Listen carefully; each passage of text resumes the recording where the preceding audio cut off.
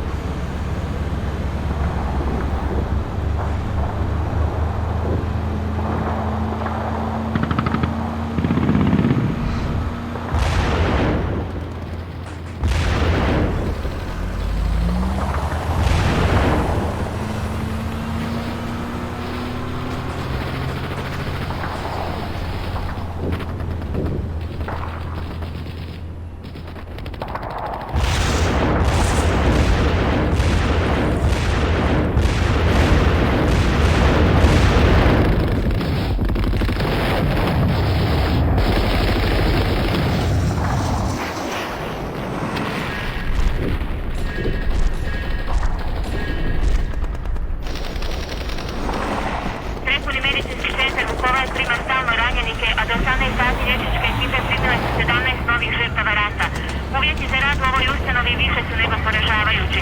Pored nedostatka lijekova i krvne plazme prijeti velika epidemija.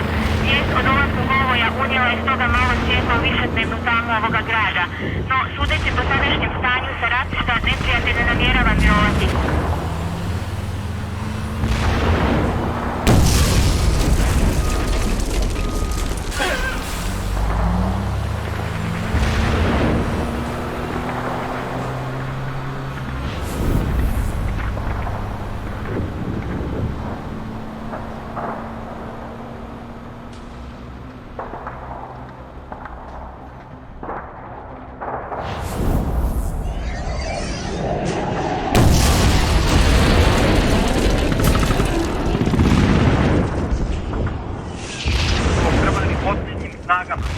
Odmoran i dobro naoružan neprijatelj krenuo je u posljednji pokušaj da uđe u grad kombiniranim pješadijsko-tenkovskim jedinicama.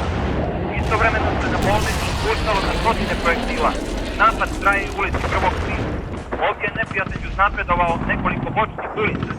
Dugo najavljivana kriza u ovom trenutku uzima sve veći zalet.